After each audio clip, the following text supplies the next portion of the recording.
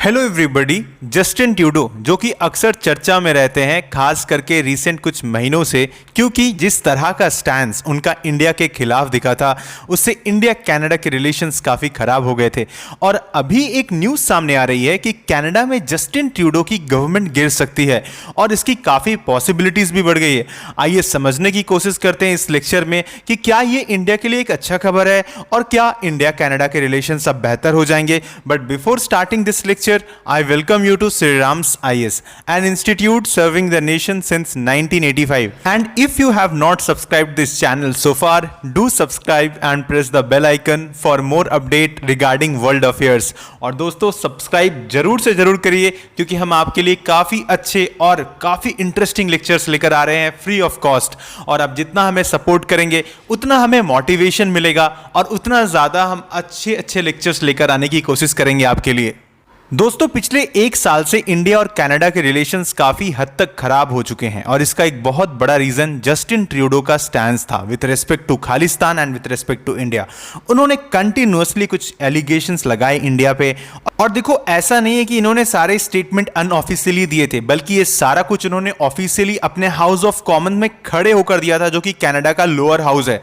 और देखो इनका कहना था कि इंडिया का डायरेक्ट हाथ है यहाँ पर सिख सेपरेटिस्ट लीडर हरदीप सिंह निज्जर के मर्डर में। और देखो जिस पर न्यू दिल्ली ने रिएक्ट करते हुए इस चीज का खंडन किया था और यह भी कहा था कि आप जिस तरीके से आज एंटी इंडिया एलिमेंट्स को पनाह दे रहे हो कनाडा में, आप उसे जल्द से जल्द बंद करिए और उन्हें वहां से हटाइए। और दोस्तों आपके मन में ना एक क्वेश्चन जरूर आ रहा होगा कि आखिर जस्टिन ट्रूडो इतना ज्यादा प्रो खालिस्तानी क्यों है, आखिर क्यों इतना बढ़ चढ़कर सपोर्ट कर रहे हैं, इतना एंटी इंडिया क्यों हो गए हैं वो, आखिर क्यों उनका स्टैंड इंडिया के इतना ज्यादा खिलाफ जा रहा है, जहां पे उन्होंने इवन इंडिया और कनाडा के जो रिलेशन है, बायलैटरल रिलेशन है, उसमें भी वो कॉम्प्रोमाइज करने के लिए तैयार हैं। कुछ तो एक बहुत बड़ा रीजन है। देखो इसका आंसर ना यहां पर कनाडा की इंटरनल पॉलिटिक्स है। मैं आपको समझाने की कोशिश करता हूं इसको। अब देखो आज के वक्त में ना कनाडा में गठबंधन की सरकार चल रही है, कॉलिशन की सरकार चल रही है, राइट। और देखो कोई भी लार्जेस्ट पार्टी गठबंधन या कोलिशन में तब जाने की कोशिश करती है जब उन्हें मेजॉरिटी चाहिए होता है या फिर वो मेजॉरिटी से शॉर्ट हो रहे होते हैं। तो यहां पर डेफिनेटली कि कुछ तो रीजन है जहां पर जस्टिन ट्रूडो की पार्टी ने किसी एक ऐसे पार्टी को सपोर्ट किया या उनसे सपोर्ट मांगा है जहां पर उन्हें गठबंधन पर जाना पड़ा है। तो आखिर ये गठबंधन में किसकी सरकार है, आइए समझते हैं। अभी देखो रिसेंटली ना जस्टिन ट्रूडो के साथ एक बहुत बड़ा विश्वासघात हुआ है, क्योंकि जगमीत सिंह एक ऐसे पर्सनालिटी है जिसके पास टोटल 24 सीट्स है वहां के लोकसभा में, कनाडा के लोअर हाउस में।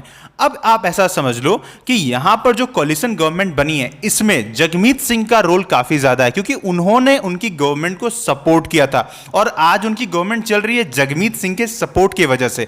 तो यहां पर जस्टिन ट्रूडो इस तरह का स्टैंड इसलिए ले रहे थे क्योंकि उन्हें जगमीत सिंह को खुश करके रखना था, राइट। और वो सोच रहे थे कि इजीली अभी आने वाली जो इलेक्शन है स्पेसिफिकली मे बी 1-2 साल बाद होंगे, तो तब तक इजीली उनकी गवर्नमेंट रन कर सकती है अगले इलेक्शन तक, और यहां पर जगमीत सिंह उनको सपोर्ट करते रहेंगे। लेकिन जगमीत सिंह ने यहां पर धोखा दिया है और वो अपने सपोर्ट को वापस ले लिए हैं जस्टिन ट्रूडो की लिबरल पार्टी से। और देखो कनाडा की जो पार्लियामेंट है ना वो बहुत हद तक इंडियन पार्लियामेंट ही जैसा है, वहां पर भी एक अपर हाउस है और एक लोअर हाउस है। और जिस पार्टी के पास मेजॉरिटी स्पेसिफिकली सीट्स होता है या मेजॉरिटी जो लेकर आती है वही गवर्नमेंट फॉर्म करती है। और उसी तरीके से कनाडा के लोकसभा में भी टोटल 338 सीट्स हैं, जिसमें जस्टिन ट्रूडो की पार्टी के पास में 157 सीट्स हैं, जो कि एक्चुअली मेजॉरिटी को पास नहीं कर पा रहे थे, क्योंकि मेजॉरिटी के लिए आपको 169 चाहिए। 169 सीट होगा तो आप गवर्नमेंट फॉर्म कर सकते हैं। और दूसरी तरफ में जब हम जगमीत सिंह की पार्टी को देखते हैं तो उनके पास टोटल 24 सीट्स थे। अब देखो यहां पर 24 सीट्स आपको वैसे तो कम लग रहा होगा, लेकिन इसका इंपॉर्टेंस काफी ज्यादा है। अभी हमने रिसेंटली इंडिया के भी इलेक्शन में देखा था, राइट, जो जनरल इलेक्शन हुआ था लोकसभा का, वहां पर भी अभी हमारी जो गवर्नमेंट है वहां पे कोलिशन गवर्नमेंट वर्क कर रही है, राइट। तो उसी तरीके से कनाडा में भी यहां पर 24 सीट्स का सपोर्ट मिला था जस्टिन ट्रूडो की लिबरल पार्टी को, लेकिन अब वो पीछे ले लिए हैं, अपने सपोर्ट को छीन लिए हैं जस्टिन ट्रूडो की पार्टी से। तो बहुत पॉसिबिलिटी है कि यहां पर जस्टिन ट्रूडो की गवर्नमेंट गिर जाएगी। और देखो जगमीत सिंह ने ऐसा इसलिए भी किया है क्योंकि वो एक काफी अपॉर्चुनिस्टिक और चालाक लीडर हैं। उन्होंने इस चीज को भाप लिया था कि जस्टिन ट्रूडो की डे बाय डे जो पॉपुलैरिटी है वो कमते जा रही है, एंड स्पेसिफिकली वहां के जो आम कैनेडियन है वो उनको अब धीरे धीरे पसंद नहीं कर रहे हैं, क्योंकि जिस तरीके से उन्होंने वहां की इकोनॉमी को संभाली है उससे वहां के लोगों के अंदर में एक तरीके से आक्रोश देखा जा सकता है। खास करके आज वहां पर जॉब की क्राइसिस है, एम्प्लॉयमेंट का बहुत इशू है, इसके साथ आज इन्फ्लेशन भी काफी ज्यादा बढ़ गया है कनाडा में।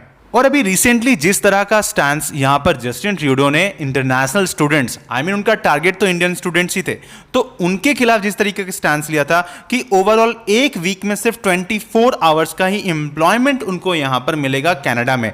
अब इसके वजह से ना एक स्टूडेंट्स अगर जाता है वहां पर पढ़ने के लिए, स्टडी करने के लिए, तो अगर वो मान लो पार्ट टाइम के लिए जॉब भी करने जा रहा है तो उस केस में वहां पर आज के वक्त में अपने आप को सर्वाइव कर पाना काफी मुश्किल हो जा रहा है। क्योंकि डे बाय डे हमने देखा है कि कनाडा के अंदर में खास करके प्रॉपर्टीज का जो रेट है, वहां पर जो घर है वो नहीं मिल पा रहा है, इतना ज्यादा कॉस्ट बढ़ गया है प्रॉपर्टीज का, और इसके साथ में जॉब का क्राइसिस अलग है। और जस्टिन ट्रूडो का यहां कहना है कि उन्होंने इस तरह का स्टैंड इसलिए लिया है ताकि वहां के जो नॉर्मल आम कैनेडियन है उनको यहां पर एम्प्लॉयमेंट मिल सके। लेकिन इसका क्या फायदा, क्योंकि आपकी जो ओवरऑल इकोनॉमी है वो तो आज फंडामेंटल क्राइसिस फंडामेंटल प्रॉब्लम से गुजर रही है, उससे क्या सॉल्यूशन निकल सकता है? तो ये अभी हिट बैक कर गया है कहीं ना कहीं जस्टिन ट्रूडो को, और इस चीज को समझते हुए जगमीत सिंह ने यहां पर अपना सपोर्ट वापस ले लिया है। और देखो इस चीज की पॉसिबिलिटीज बहुत बढ़ गई है कि यहां नो कॉन्फिडेंस मोशन पास किया जा सकता है उनके स्पेसिफिकली लोअर हाउस में।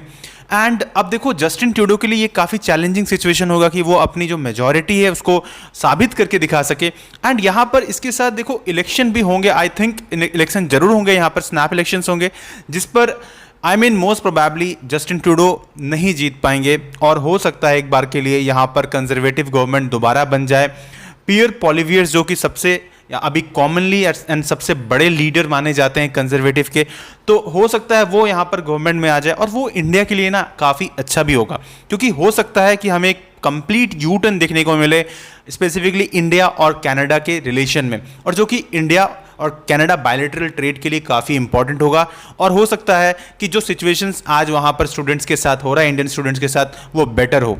अब देखो यहाँ पर कई सारे अभी अपडेट्स आएंगे, कई सारे आर्टिकल्स और पब्लिश होंगे इस न्यूज़ से रिलेटेड, तो जो भी अपडेट आएगा श्रीराम्स IAS will definitely provide you. हम इस पर वीडियो जरूर से जरूर बनाएंगे, बस आपको क्या करना है, सब्सक्राइब करना है और इसके साथ शेयर भी जरूर करना है। At last may God bless you all.